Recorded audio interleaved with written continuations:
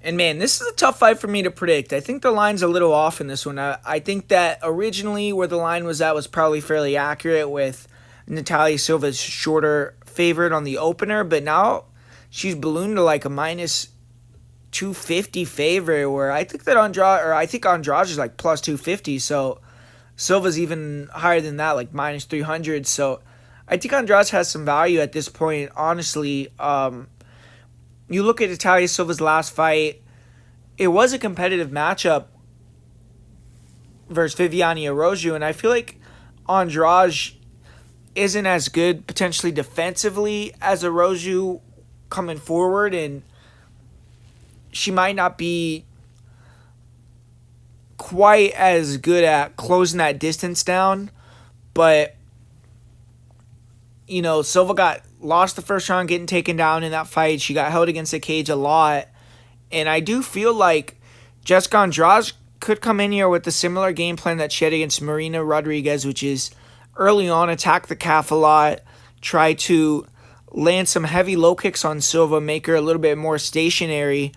And if you can get in a pocket battle, if you're on Jessica Andrade, there's not many girls in that division that, or in the UFC in general, that are going to be able to compete with you, man. I mean, she's been able to go in there and take out a lot of girls with heavy strikes.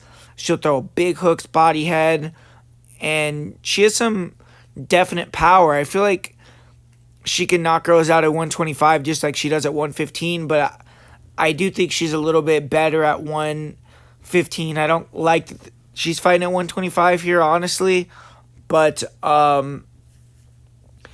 I think if she can make it her type of fight, muddy it up, get in that dirty boxing range, throw big hooks, get that clinch, maybe get a takedown or two, she's going to be a very live underdog in this spot.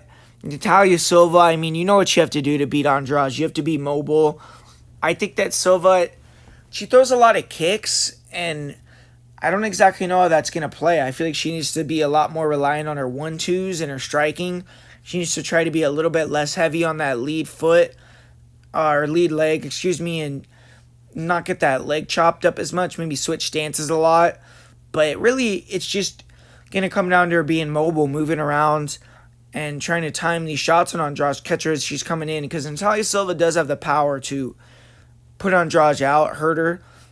And, I don't know if Silva has the ability to mix in a takedown or two, but if you look at Andrade historically, I mean, that's what she's had more issues with than anything, is when girls can mix it up, put her on her back, and but I just don't know if Silva's going to be able to do that. I mean, this is a tough fight for me to predict. I want to kind of pick Andrade, but as a prediction, I'm going to say Natalia Silva gets the win here by decision, but I think the value is on Andrade, and I kind of want to pick her, but I don't like the 125. She is a little bit older. She's had a ton of fights, and, the game plan's out on how to beat her, and I think that Silva's a smart fighter that has the ability to implement that game plan, and it's just going to come down to if Andrade can mitigate that with damage and make it more of a brawl, but I'm going to slightly lean with Natalia Silva by decision.